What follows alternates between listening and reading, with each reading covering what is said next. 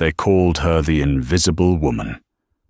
For 10 years, Elena sat quietly in the back of the room, enduring the insults of her billionaire husband's children. They called her a gold digger. They called her the Help. They thought that when Arthur died, she would be on the street with nothing but the clothes on her back. They were wrong. Dead wrong.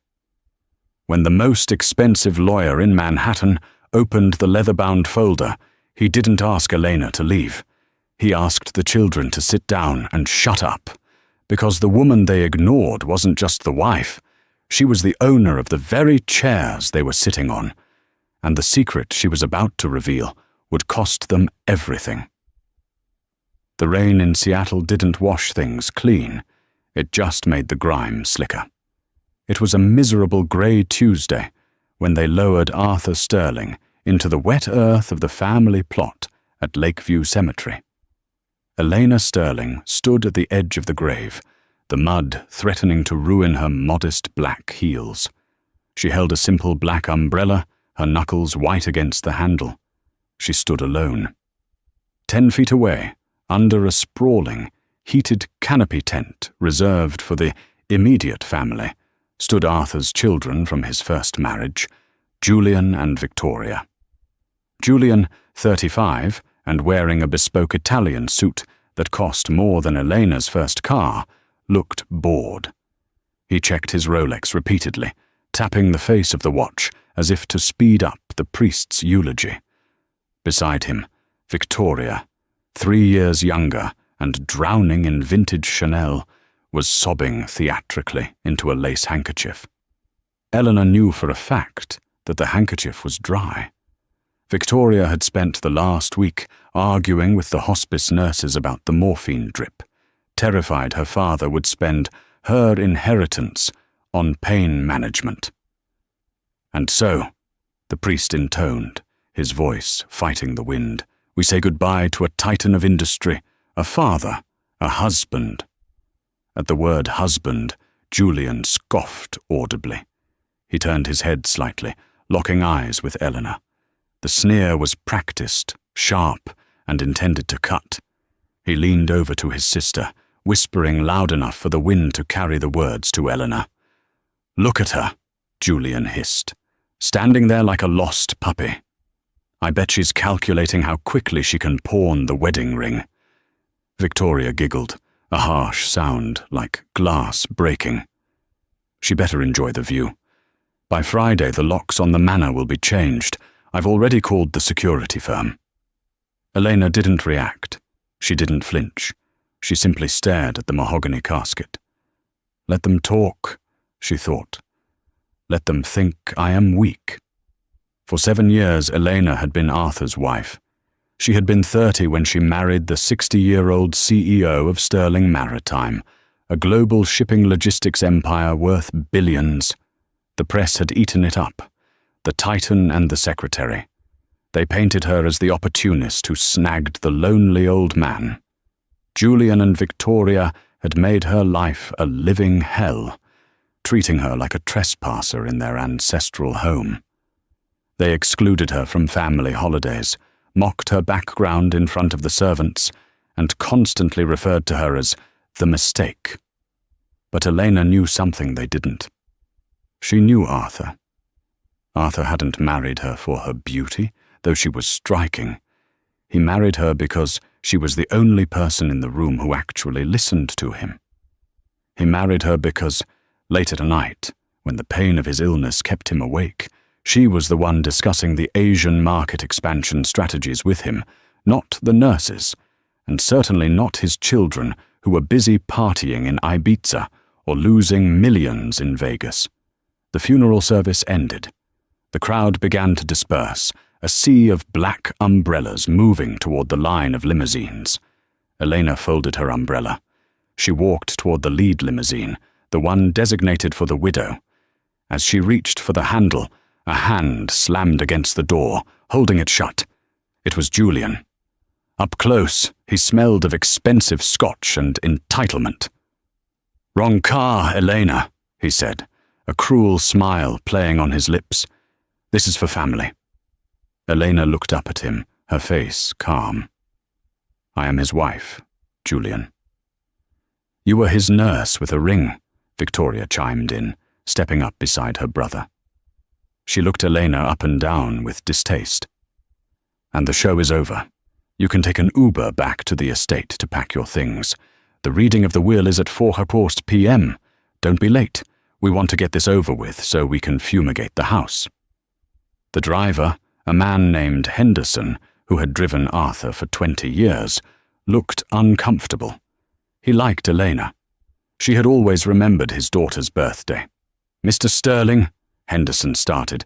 "Mrs. Sterling is supposed to—" "Shut up, Henderson," Julian snapped. "Unless you want to be unemployed by sunset, you'll drive us. Let the gold digger walk." Julian opened the door, ushered Victoria inside, and slid in after her. The heavy door slammed shut, splashing mud onto Elena's shin. Elena watched the limousine pull away, the taillights fading into the mist. She took a deep breath of the cold air. She pulled her phone from her coat pocket and dialed a number. "Mrs. Sterling," a voice answered on the first ring. It was calm, precise, and professional. "I'm ready, Mr. Blackwood," Elena said softly. "They left me at the cemetery." "I expected as much," the voice replied. "The car is around the corner. We have much to discuss before 4:15 p.m. "Do they know you're the executor?" Elena asked. "No," the lawyer replied. "They think it's their father's old corporate attorney, the one Julian plays golf with. They are in for a significant shock." "Good," Elena said, her eyes hardening as she looked at the fresh dirt on the grave. "Let's go." The Sterling estate sat on the cliffs overlooking Puget Sound, a sprawling masterpiece of stone and glass that screamed old money. The driveway was filled with luxury cars, Porsches, Bentleys, and the Aston Martin Julian had bought himself last week on credit, anticipating his windfall. Inside, the great library was tense. The room was lined with first-edition books that neither Julian nor Victoria had ever read. A fire crackled in the massive stone hearth, but it did little to warm the atmosphere. Julian sat at the head of the long mahogany table, swirling a glass of crystal-clear vodka. Victoria sat to his right, scrolling through Zillow on her iPad. "I'm thinking we list the house immediately," Victoria said, not looking up. "The market is hot. We can get at least 15 million for the property alone. I don't want to deal with the staff." "Keep the staff for a month," Julian countered, loosening his tie. "I need someone to cater the victory party this weekend. Then we fire them. Especially Henderson. He's too loyal to her." Speaking of her, Victoria glanced at the grandfather clock. It was 3:55 p.m. "Do you think she's actually going to show up? It would be smarter if she just ran." "She'll come," Julian laughed darkly. "She's probably hoping Dad left her the cat or maybe a used Toyota. She's pathetic." At that moment, the heavy oak doors creaked open. The siblings looked up, expecting to see a disheveled, rain-soaked Elena. Instead, the woman who walked in looked like she had just stepped off a runway in Milan. Elena had changed. Gone was the shapeless black dress from the funeral. She wore a tailored, sharp charcoal suit that hugged her frame with commanding precision. Her hair was pulled back into a severe, elegant bun. Her lips were painted a deep blood red. She walked into the room not with the hesitation of a grieving widow, but with the stride of a CEO entering a boardroom. Behind her walked a man neither Julian nor Victoria recognized. He was tall, silver-haired, carrying a thick briefcase and wearing a suit that made Julian's look cheap. "You're late," Julian barked, trying to regain the dominance he felt slipping away. "And who the hell is this? Where is Mr. Henderson? Where is the family attorney?" Elena ignored him. She walked to the opposite end of the table, directly facing Julian, and sat down. She didn't slump, She reigned. The silver-haired man placed his briefcase on the table with a heavy thud. He adjusted his wire-rimmed glasses and looked at the siblings with a mixture of pity and steel. "Mr. Henderson retired 3 weeks ago," the man said, his voice a deep baritone that demanded silence. "My name is Alistair Blackwood. I am a senior partner at Blackwood, Stone & Croft. I drafted Arthur Sterling's final will and testament 6 months ago." Julian went pale. "Blackwood? That's a corporate litigation firm. Dad used the family firm. You're lying." "Your father made many changes in his final months, Julian," Elena said. Her voice was steady, lacking the tremble they were used to. He realized that the people handling his affairs lacked vision. "You shut your mouth," Victoria hissed, slamming her hand on the table. "You don't speak here. You're lucky we're letting you sit inside." "Miss Sterling," Mr. Blackwood cut in sharply, "I would advise you to remain silent until the proceedings are concluded. Any outbursts can be interpreted as contesting the will, which, under Clause 14b, would result in immediate forfeiture of any potential inheritance." The room went deathly silent. Victoria's mouth snapped shut. Immediate forfeiture. The threat hung in the air like smoke. "Good," Blackwood said, opening the briefcase. He pulled out a thick document, sealed with red wax. He broke the seal with a distinct crack that echoed in the library. "Let us begin," Blackwood said. "This is the last will and testament of Arthur James Sterling, being of sound mind and body." He read through the preamble. Julian poured himself another drink, his hands shaking slightly. He didn't like this lawyer. He didn't like the way Elena was looking at him, like a predator watching a wounded deer. "Article 1, Blackwood read. "To my loyal staff." He listed generous sums. Henderson the driver received $100,000. The housekeeper, Mrs. Gable, received the same. The gardener, the cook. Arthur had been generous. Julian rolled his eyes. "Great. Spending my money on the help. Can we skip to the assets, the company, the accounts?" "Patience, Mr. Sterling," Blackwood said coldly. "Article 2, Personal Effects." "To my daughter Victoria." Victoria sat up straighter, a greedy smile forming. "I leave my collection of antique jewelry, specifically the emerald collection belonging to her late mother. I also leave the vacation home in Aspen, Colorado, on the condition that it is not sold for a period of 10 years. Victoria frowned. "Wait, I can't sell it? But the upkeep is a fortune." "That is the condition," Blackwood stated. "Do you accept?"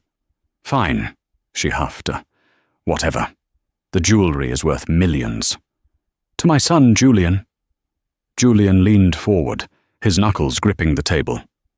"I leave my vintage car collection, currently housed in the East Garage.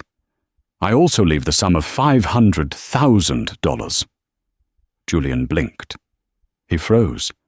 The silence stretched for 10 seconds. 500,000? Julian stammered. He laughed nervously. "You missed a few zeros. Dad was worth $4 billion.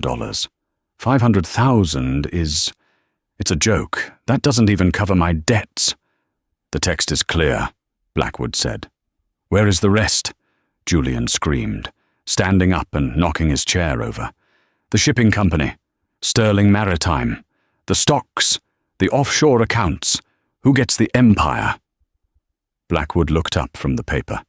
He took off his glasses and polished them slowly. "Please sit down, Mr. Sterling.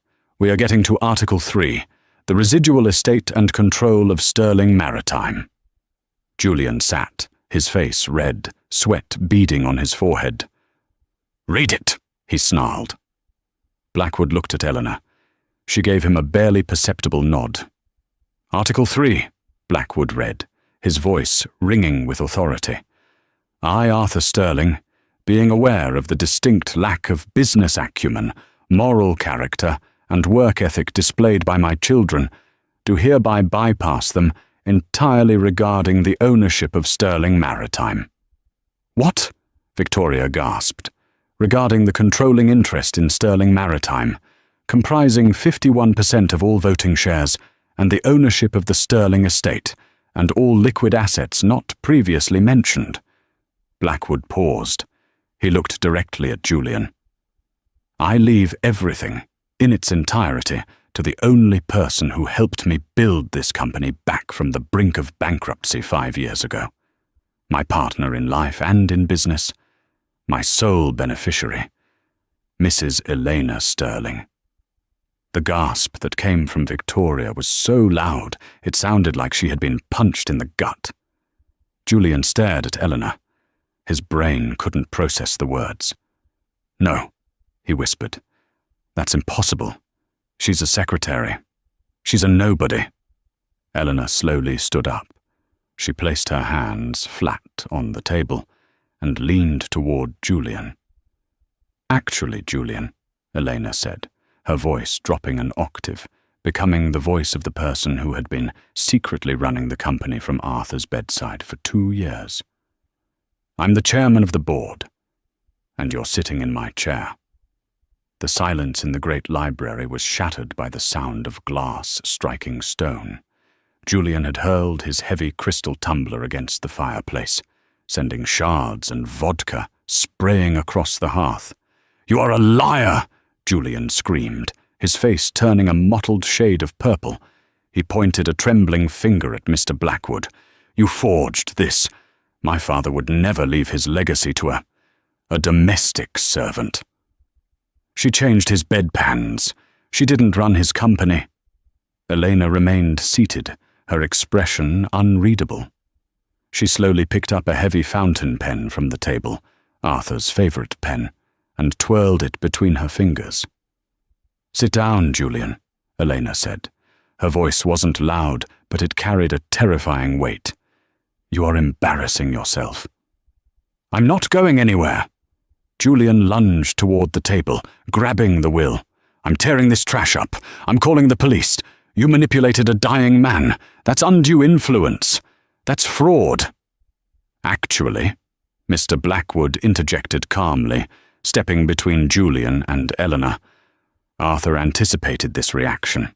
If you look at the screen behind you, Blackwood pressed a button on a small remote. The large oil painting of Arthur Sterling that hung above the fireplace slowly slid aside, revealing a built-in flat-screen television. The screen flickered to life. It was a video recording. Arthur Sterling sat in his hospital bed, looking frail and hooked up to monitors, but his eyes were sharp.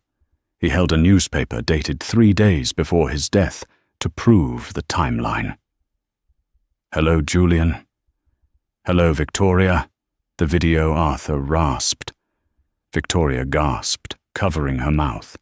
Julian froze, staring at the ghost of his father. If you are watching this, Arthur continued, it means you have thrown a tantrum. It means you are threatening Elena. It means you haven't changed.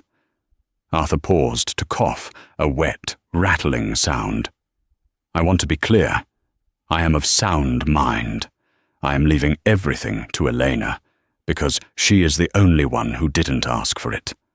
While you two were charging vacations to the company account, Elena was reading the quarterly reports to me. While you were waiting for me to die, she was trying to keep me alive. She knows the business, Julian, better than you ever did. She is the shark I never could teach you to be. Arthur leaned into the camera, his eyes hard. Do not fight her. If you contest this will, I have instructed Mr. Blackwood to release the red files to the IRS and the district attorney. You know what I'm talking about, Julian. The offshore gambling debts, the embezzled funds from the Hong Kong expansion. I covered for you because you are my son. But if you attack my wife, I will destroy you from the grave. The screen went black. The painting slid back into place. The room was so quiet you could hear the rain lashing against the windows. Julian looked like he was about to vomit.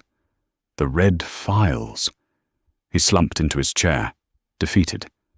He knew exactly what was in those files. Prison time. Now, Elena said, standing up and smoothing her suit jacket. We have business to attend to. Mr. Blackwood has the transfer papers. But first, there is the matter of your living arrangements.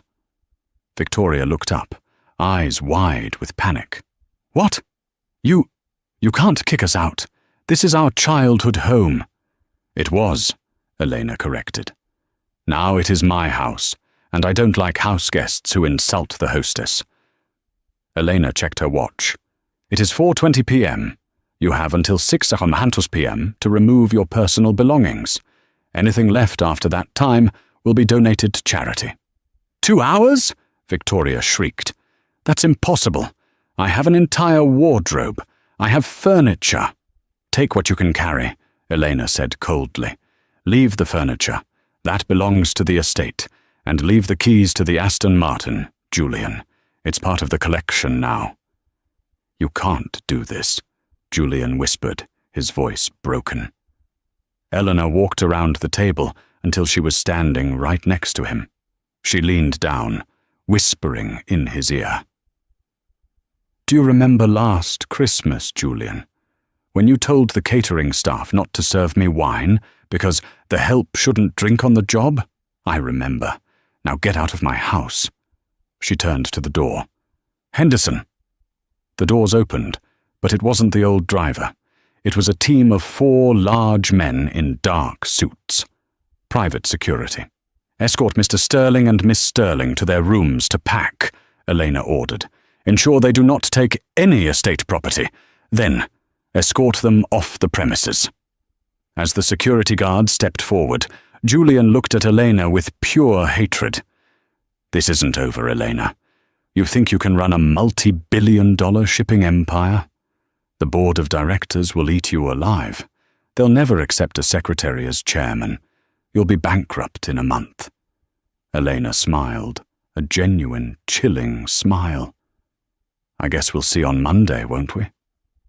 Monday morning in Seattle was grey and steel cold. The Sterling Maritime Tower rose 50 stories above the waterfront, a glass needle piercing the clouds. On the 50th floor, the boardroom was filled with tension. 12 men sat around the massive oval table. These were the old guard, men who had built their fortunes in the ruthless days of unregulated shipping. They were smoking cigars, despite the building's ban, and murmuring in low, angry tones. At the head of the table sat Marcus Thorne. He was the interim CEO, a man with a face like a bulldog and a reputation for crushing unions. He had been Julian's ally, mostly because Julian was easy to manipulate. This is a farce, Thorne grumbled, stubbing out his cigar. Arthur was senile, we all know it. We cannot let that woman walk in here and think she has a vote, let alone control. She holds 51% of the voting stock, Marcus, pointed out Simon Wells, the CFO, a nervous man who was constantly wiping his glasses. Legally, she is the company. Stock is one thing, Thorne spat. Power is another. We freeze her out. We vote of no confidence immediately. We bury her in litigation until she sells her shares to us for pennies on the dollar. She's a secretary, for God's sake. She probably doesn't know the difference between a TEU container and a cardboard box. The elevator doors at the end of the hall chimed. Here she comes, Thorne sneered. Let's make this quick. I have a lunch reservation. The double-glass doors to the boardroom didn't just open. They were pushed wide by 2 security guards. Elena walked in. She wasn't wearing the black of a widow. She was wearing a blood-red blazer over a black dress, sharp heels clicking rhythmically on the marble floor. She carried nothing but a thin tablet. She didn't look at the view of the harbour. She looked directly at Marcus Thorne. You're in my seat, Marcus, Elena said, stopping at the head of the table. Thorne didn't move. He leaned back, crossing his arms. Mrs. Sterling, we were just discussing the unfortunate clerical error regarding Arthur's will. We feel it would be best if you waited in the lobby while the adults discuss how to save this company from your husband's dementia." A few of the board members chuckled. Elena didn't blink. She placed her tablet on the table. "Arthur wasn't the one with dementia, Marcus. But you seem to be suffering from memory loss." "Excuse me?" Thorne bristled. "The Panama deal," Elena said softly. The room went quiet. The chuckles died instantly. "I beg your pardon?" Thorne sat up straighter. 3 years ago," Elena continued, her voice projecting clearly across the room, "Sterling Maritime was bidding for the exclusive rights to the new terminal in the Panama Canal. We lost the bid to a Chinese competitor. Arthur was devastated. He thought we were outbid." Elena tapped her tablet. A hologram projected onto the center of the table, a series of bank transfers and emails.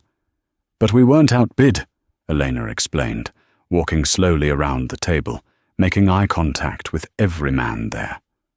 "Someone leaked our bid price to the competition 3 hours before the deadline, in exchange for a consulting fee of $2 million deposited into a shell account in the Cayman Islands." She stopped behind Marcus Thorne's chair. "The account belongs to a shell company called Thorne Logistics." Thorne's face drained of color. He stood up, knocking his chair back. "This is slander. I'll sue you." "I have the bank records, Marcus," Elena said calmly. "I found them 2 years ago, when Arthur asked me to organize his old files. I didn't tell him, because his heart was too weak to handle the betrayal of his best friend. But my heart is just fine." She looked at the security guards. "Escort Mr. Thorne out of the building. His employment is terminated for cause, effective immediately." "You can't do this!" Thorne screamed as the guards grabbed his arms. "I am the CEO." "Not anymore," Elena said. "Now get him out." As Thorne was dragged out, kicking and shouting threats, the silence in the room was absolute. The remaining 11 board members looked at Elena with a mixture of terror and newfound respect. Elena sat down at the head of the table. She looked at Simon Wells, the nervous CFO. "Simon," she said gently, "the Q3 reports showed a 4% dip in our Mediterranean routes due to fuel costs. I have a plan to reroute through North Africa to cut overhead by 6%. I've already drafted the contracts with the new suppliers. Pull them up on the screen." Simon scrambled to open his laptop, his hands shaking. Yes, Mrs. Sterling. Right away, Mrs. Sterling." Eleanor looked around the table. "Gentlemen, Arthur was a visionary, but he was too soft on you. I am not Arthur. We are going to double our profits in the next fiscal year, and we are going to do it by cutting the dead weight. Any objections?" No one spoke. No one dared. "Good," Elena smiled. "Let's get to work." 3 weeks later, Julian and Victoria were sitting in a dimly lit booth at a dive bar on the outskirts of Seattle. They looked ragged. Their credit cards had been frozen. They were staying in a cheap motel, a far cry from the manor. Across from them sat a man who looked like he smelled of stale cigarettes and cheap cologne. His name was Vance, a private investigator who specialized in dirt. He was greasy, unethical, and exactly what they needed. "Tell me you have something," Julian said, gripping his beer. "We need to bury her, Vance. She's destroying us. She cut off my allowance. She's selling the Aspen house." Vance took a slow sip of his whiskey. He reached into his jacket and pulled out a manila envelope. He slid it across the sticky table. "You were right," Vance grunted. "She's not who she says she is." Victoria's eyes lit up. She ripped the envelope open. Inside were grainy black and white photos, photocopies of court documents, and a mugshot. "I knew it!" Victoria squealed. "Look at this! A mugshot!" Julian grabbed the photo. It was definitely Elena, but younger, maybe 20 years old. Her hair was wild, her eyes full of fear. The name on the booking slate didn't say Elena Sterling, or even her maiden name, Elena Rostova. It said Sofia Valenti. Sofia Valenti? Julian frowned. Who the hell is Sofia Valenti? I did some digging into the NYPD archives, Vance said, leaning in. 15 years ago, Sofia Valenti was the daughter of Marco Valenti. Does the name ring a bell? Julian shook his head. Marco Valenti was the bookkeeper for the Gambino crime family in New York, Vance whispered. He turned state's witness. He was going to testify against the Don. But before the trial, his car exploded. Marco and his wife were killed instantly. And the daughter? Julian asked, his heart racing. She vanished, Vance said. The police report says she was suspected of being involved. Complicit. They thought maybe she tipped off the hitmen to save her own skin. She was arrested for obstruction of justice, but the charges didn't stick. She disappeared into the system. Witness protection, maybe? Or maybe she just ran. Vance tapped a document. She changed her name to Elena Rostova, moved to Seattle, got a job as a secretary, buried her past. Victoria was trembling with excitement. She's a mobster's daughter. She was involved in a car bombing. Oh my God, Julian, this is it. This is the end of her. If we release this to the press, Julian calculated, the stock price of Sterling Maritime will crash. The board will have to remove her. You can't have the chairman of a multi-billion-dollar company linked to organized crime and murder. Better yet, Vance grinned, showing yellow teeth. If she lied on her marriage license about her identity, the marriage might be void. If the marriage is void, the will is invalid. Julian looked at the mug shot of the terrified young girl who became the Iron Lady of Sterling Maritime. A cruel smile spread across his face. We have her, Julian said. We're going to crash the company gala this Friday. We're going to put this mugshot on the big screen in front of the press, the investors, and the whole world. She won't just be fired, Victoria laughed. She'll be arrested. They paid Vance with the last of their cash, a roll of bills Julian had pawned his watch to get. As they walked out of the bar, the rain felt different. It didn't feel like gloom anymore. It felt like an opportunity. But they didn't notice the black sedan parked across the street. The window was cracked slightly open. Inside, a man with a telephoto lens lowered his camera. He picked up his phone and dialed a number. Mrs. Sterling, the man said. They took the bait. Vance gave them the file. On the other end of the line, sitting in the high-backed leather chair in her penthouse office, Elena stared out at the city lights. Did they see the redacted pages? Elena asked. No, the man replied. Vance hid them, just as you instructed. They think you were the accomplice. Excellent, Elena said. Let them come to the gala. Let them think they have won. It will make the fall so much more entertaining. She hung up the phone and opened the bottom drawer of her desk. Inside lay a silver pistol and a faded, burnt photograph of a man holding a little girl. They have no idea who they are dealing with, she whispered to the empty room. The Sterling Maritime Annual Gala was the event of the Seattle social calendar. Held in the massive glass atrium of the company headquarters, it was a spectacle of wealth and power. Outside, the rain fell in sheets, but inside, under the towering glass ceiling, chandeliers dripped crystal, champagne flowed like water, and the city's elite mingled amidst towering ice sculptures carved in the shape of cargo ships. Elena moved through the crowd like a queen shark in a reef of smaller, frightened fish. She wore a gown of shimmering emerald silk that looked like liquid money, fitted perfectly to her frame. Her hair was up, revealing a diamond necklace that Arthur had given her. a piece Victoria had loudly claimed was too good for a secretary.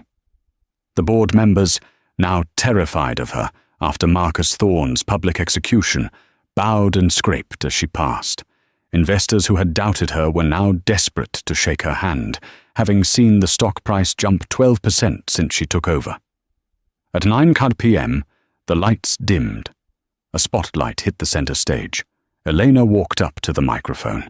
The room hushed instantly. "Friends, investors, valued employees," Elena began, her voice confident and clear, amplified throughout the cavernous space. "Tonight we celebrate not just the legacy of Arthur Sterling, but the future. A future where we are stronger, leaner, and more honest than ever before." She paused, letting the words sink in. For too long, this company was bleeding from wounds inflicted by those who were supposed to protect it. But the bleeding has stopped. Suddenly there was a commotion near the main entrance. Security guards were shouting. The heavy velvet ropes were shoved aside. "Lies! It's all lies!" Julian's voice was shrill, cracking with desperation. He burst into the ballroom, followed closely by Victoria. They looked like wrecks. Julian's suit was rumpled, his eyes wild with lack of sleep and manic energy. Victoria's makeup was smeared, her hair frizzy from the damp air outside. They looked like ghosts crashing a feast. The crowd murmured. Cameras flashed, turning away from Eleanor and towards the spectacle. "Security, remove them," Eleanor said into the microphone, her voice calm, almost bored. "Wait!" Victoria screamed, rushing toward the stage. She held up the manila envelope Vance had given them, shaking it violently. "You don't want to remove us. Not until you see who your precious chairman really is." Julian scrambled up the steps onto the stage. He grabbed the microphone from Eleanor. She didn't fight him. She just stepped back, crossing her arms, a faint, icy smile on her lips. "Listen to me," Julian panted into the mic, sweat dripping down his forehead. "You think Elena Sterling is the savior of this company? She's a fraud. She's not even Elena Sterling." He signaled to the tech booth in the back of the room. "Put it up, now!" Julian had bribed the audiovisual technician with the last of his watch money. The massive screen behind the stage, which had been displaying the Sterling Maritime logo, flickered. A huge, grainy black and white mugshot appeared. The face was unmistakably younger, terrified Elena. Below it, the name Sophia Valenti. A gasp rippled through the hundreds of guests. "Behold!" Julian roared theatrically, pointing an accusing finger at Elena. "Her real name is Sophia Valenti. She is the daughter of Marco Valenti. Does that name ring a bell? The Gambino crime family bookkeeper." Victoria grabbed another microphone. "She's a mob princess. 15 years ago, her parents were killed in a car bombing meant to silence them before they could testify. The police suspected her. They thought she tipped off the hitmen to save herself. She's an accessory to murder." The room was in chaos. Reporters were shouting questions. Board members were clutching their pearls. The stock price was likely already plummeting in after-hours trading. Julian turned to Eleanor, his eyes gleaming with triumphant madness. "You lied on your marriage license. You used a false identity. That means your marriage to my father was null and void. You aren't his widow. You're nothing. The will is invalid. The company is mine." He looked out at the crowd, soaking in the shock. "She duped my father. She duped all of you. She's a criminal hiding in my mother's jewelry." Elena stood perfectly still under the spotlight. The emerald dress caught the light, making her look almost reptilian. She waited until Julian ran out of breath. She waited until the murmurs died down into a terrified silence, everyone waiting for her denial. Elena walked slowly back to Julian. She didn't grab the microphone. She just held out her hand.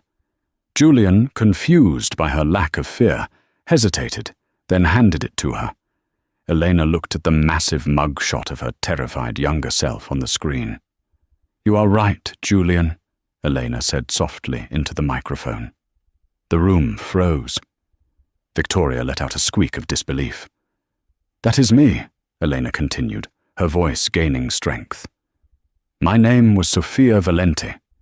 And yes, my father was Marco Valenti, a man who made terrible mistakes working for terrible people." She turned to face the crowd, her eyes burning with an intensity that silenced the room. "But you missed the most important part of the story, Julian, the part the private investigator I hired allowed you to find. The Sterling Maritime Annual Gala was not merely a party. It was a coronation. The event took place in the crystal atrium of the company's downtown headquarters, a soaring cathedral of glass and steel that looked out over the rain-swept Seattle harbor. Inside, the storm outside was forgotten, replaced by the soft hum of string quartets, the clink of baccarat crystal, and the murmur of 300 of the wealthiest people in the Pacific Northwest. Elena stood at the center of it all. She wore a gown of deep emerald silk, structured and sharp, that moved around her like liquid armor. Around her neck hung the Star of the Sound, a diamond pendant Arthur had commissioned for their 5th anniversary. For years, Victoria had sneered at it, claiming it looked ridiculous on a secretary's neck. Tonight, it looked like it belonged to royalty. Elena held a flute of vintage champagne, but she didn't drink. Her eyes were scanning the room, sharp and predatory. She saw the board of directors, the same men who had tried to oust her 3 weeks ago, now fawning over her near the ice sculpture. She saw the bankers who had frozen the company's credit lines, now desperate to buy her a drink. "You look like a woman who has already won the war," a deep voice rumbled beside her. It was Alistair Blackwood. The lawyer stood, holding a sparkling water, his silver eyes twinkling with rare amusement. "The war isn't over, Alistair," Elena replied, her voice low so the nearby senator wouldn't hear. "The rats are cornered. That is when they bite the hardest." "Do you think they will come?" Blackwood asked. "I know they will," Elena said, her gaze drifting toward the heavy bronze doors at the far end of the atrium. "Desperation makes people stupid, and Julian has been stupid his entire life." As if on cue, the lights in the massive hall dimmed. The chatter died down. A spotlight cut through the darkness, illuminating the center stage. Elena handed her glass to a passing waiter and ascended the stairs. The silence was absolute. She adjusted the microphone, the sound echoing slightly in the vast space. "Distinguished guests, loyal employees and friends of Arthur," Elena began. Her voice was steady, projecting a calm authority that she had forged in the fires of the last month. "Tonight we celebrate a record quarter, but more importantly, we celebrate a return to integrity." She paused, letting the word hang in the air. Integrity. "For too long, Sterling Maritime was piloted by ghosts," she continued. "We were weighed down by secrets, by excess, by people who viewed this company not as a legacy to build, but as a piggy bank to smash." Suddenly, a loud boom echoed from the back of the hall. It wasn't thunder, it was the sound of the heavy bronze doors being thrown open with violent force. A collective gasp ripped through the room. Heads turned. The string quartet stopped playing abruptly, a cello screeching as the bow slipped. Standing in the doorway, framed by the pouring rain and the flashing lightning outside, were Julian and Victoria Sterling. They looked like wraiths. Julian, once the picture of GQ elegance, was unraveled. His expensive suit was soaked through, his tie undone, his hair plastered to his forehead. His eyes were wide, manic, rimmed with red. Beside him, Victoria was shivering, her mascara running in dark streaks down her face, clutching a sodden manila envelope to her chest like a lifeline. Security guards moved to intercept them, but Julian shoved past them with the hysterical strength of a man with nothing left to lose. "Don't touch me!" Julian screamed, his voice cracking. "You work for me. You all work for me." He stormed into the room, leaving muddy footprints on the pristine marble floor. The crowd parted like the Red Sea, recoiling from his madness. "Turn off that microphone," Julian bellowed, pointing a shaking finger at Elena on the stage. "Stop the lies! Stop the show!" Elena didn't move. She didn't signal the security team. She simply watched him come, her face a mask of bored indifference. "Julian," Elena said, her voice amplified by the speakers, calm and condescending, "you are not on the guest list, and you are ruining the carpet." "The carpet?" Julian laughed, a high-pitched, jagged sound that made the guests uncomfortable. "You care about the carpet? You're about to lose everything, Elena. Or should I say, Sophia?" The name landed like a grenade. Victoria scrambled up the stairs, tripping on her wet hem, and grabbed the secondary microphone. She looked out at the crowd, her eyes gleaming with malicious triumph. "She's a fraud!" Victoria shrieked. "She's not Elena Sterling. She's not Elena Rostova. She is a criminal, a murderer." The room erupted into murmurs. Phones were raised, recording the spectacle. This was the scandal of the decade, unfolding live. Julian reached the tech booth at the side of the stage. He shoved the terrified technician aside and jammed a USB drive into the console. "Look!" Julian roared, gesturing to the massive 40-foot projection screen behind Elena. "Look at your queen!" The screen, which had been displaying the company logo, flickered and changed. A colossal image appeared. It was grainy, black and white, and undeniably real. It was a mugshot. The woman in the photo was younger, barely 20, with wild hair and eyes filled with terror, holding a slate with a booking number. Beneath the face was the name, Sophia Valenti. The gasp from the audience was deafening. The board members looked at each other in panic. A murmur of, "Is that her?" and "Oh my God," rippled through the room. "Behold!" Julian screamed, pacing the stage like a revivalist preacher. "Sophia Valenti, the daughter of Marco Valenti.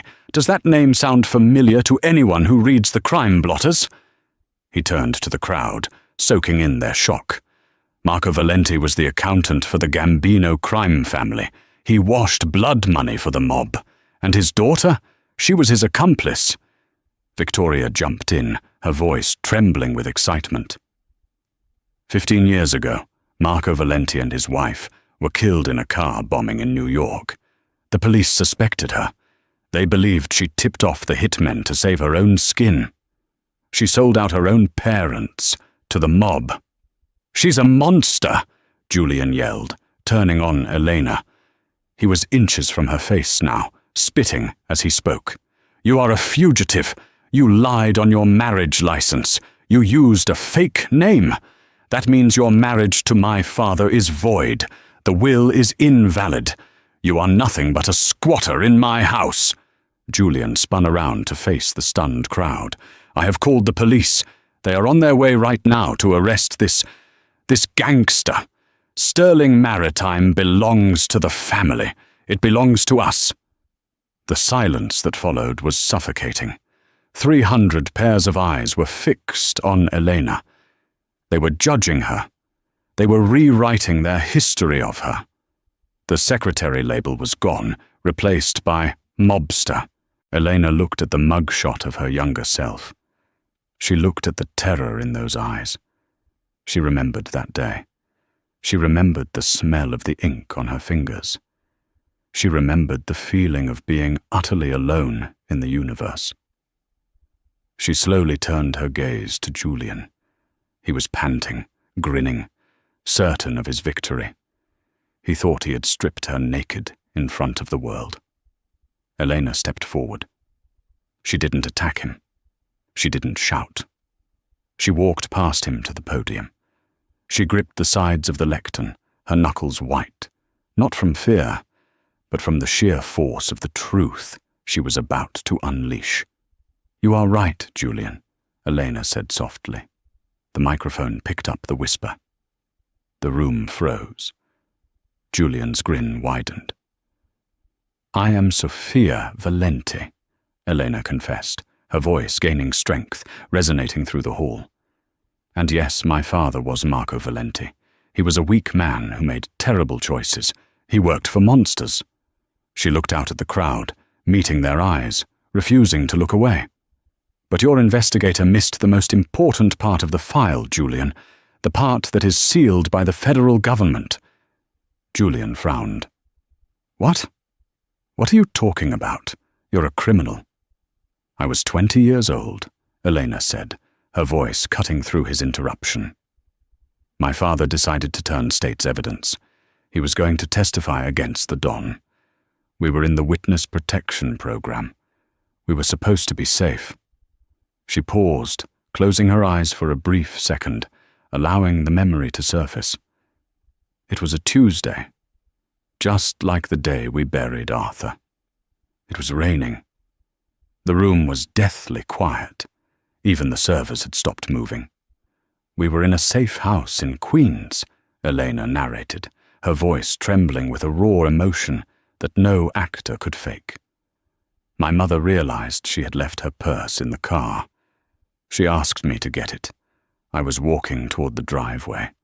I was 10 feet away when the car exploded." She opened her eyes. They were wet, but fierce. "I didn't tip off the killers, Julian," she whispered, the sound amplified to a roar in the silence. "I watched my parents burn. I was the target who survived." The horror in the room was palpable. A woman in the front row covered her mouth. The judgment in the air evaporated, replaced by a wave of sickening sympathy. Elena pointed a steady hand at the massive mugshot behind her. "That photo was taken by the US Marshals an hour after the explosion. I wasn't being booked for murder. I was being processed into deep cover protection because the people who killed my parents were still hunting me." Elena Rostova wasn't a fake name to commit fraud. It was a shield given to me by the United States Department of Justice to keep me alive. She turned slowly to Julian. His face had gone pale. The triumph was leaking out of him like air from a punctured tire. But Vance said," Julian stammered. "Vance found what I allowed him to find," Elena said coldly. "I knew you hired him.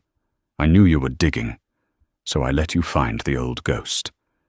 She took a step toward him. "When I met Arthur, I told him everything. He didn't marry a stranger. He used his resources, his lawyers, and his power to ensure that the threat against me was finally neutralized. He gave me my life back. He didn't marry a fraud, Julian. He married a survivor." Victoria dropped the manila envelope. It hit the floor with a wet slap. "No, that's not true." "You wanted to talk about criminals, Julian?" Elena asked, her voice turning hard as diamond. "You wanted to talk about the mob? Let's talk about them." Elena reached into the bodice of her dress and pulled out a small, silver flash drive. She held it up for the cameras. "Arthur didn't write you out of his will because you were lazy," Elena said. "He didn't cut you off because you were annoying. He cut you off because you were dangerous." She nodded to the tech booth. "Play it." The mugshot of Sofia Valenti vanished. The screen went black for a second, and then a chaotic spiderweb of documents appeared. Bank transfers, emails, chat logs. 5 years ago, Elena explained, walking the stage like a prosecutor. Sterling Maritime faced a liquidity crisis. Arthur told the board it was the market. He lied to protect his name. The truth was that $50 million had been embezzled from the company accounts. She pointed to a highlighted name on a bank transfer document displayed on the screen. Beneficiary, Ivan Korzak. "Does that name ring a bell, Julian?" Elena asked. Julian was shaking his head violently, backing away. "Stop it! Turn it off!" "Ivan Korzak is a lieutenant in the Russian Bratva," Elena declared, her voice ringing with judgment.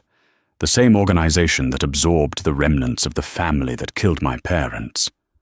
The crowd gasped again, this time with genuine fear. You had a gambling problem, Julian, Elena continued mercilessly. You lost millions you didn't have, and when the bookies came to collect, you didn't pay them with your money. You stole from your father. You stole from this company. You funded the very people who murder innocents. Elena turned to Victoria. And you, Victoria. The emails on the screen now, those are yours. You falsified the ledgers to hide Julian's theft. You laundered the money through the Sterling Charity Foundation. That is 50 counts of wire fraud. That is 20 years in federal prison. Victoria's knees gave out. She collapsed onto the stage, sobbing into her hands. Julian looked around wildly. He looked at the board members who were staring at him with pure hatred. He looked at the investors. He looked at the exits. But the exits were blocked. The doors opened again. But it wasn't the police Julian had called. It was the FBI.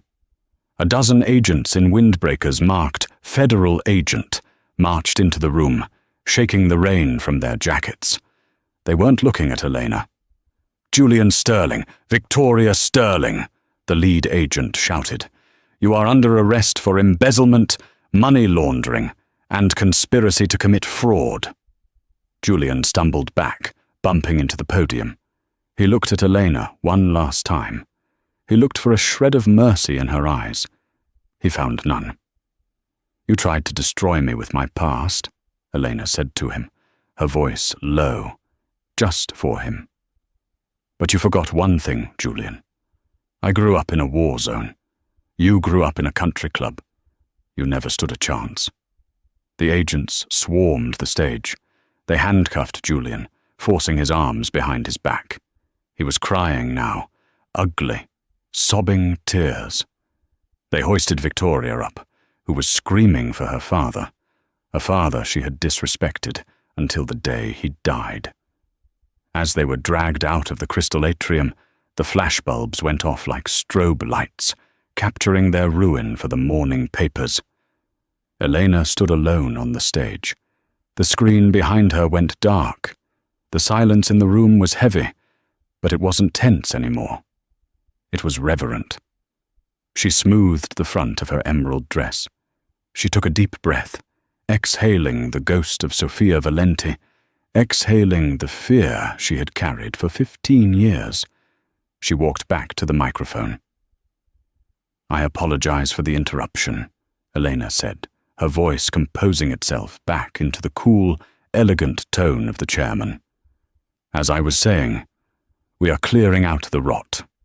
We are building a future based on truth. She picked up her champagne glass from the podium where she had left it. She raised it high.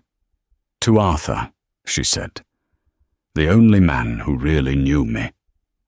There was a beat of hesitation, and then, slowly, a thunderous applause began. It started with Mr. Blackwood, then the board, and then the entire room erupted. It wasn't polite applause. It was a roar of respect. They raised their glasses. To Arthur, to Elena.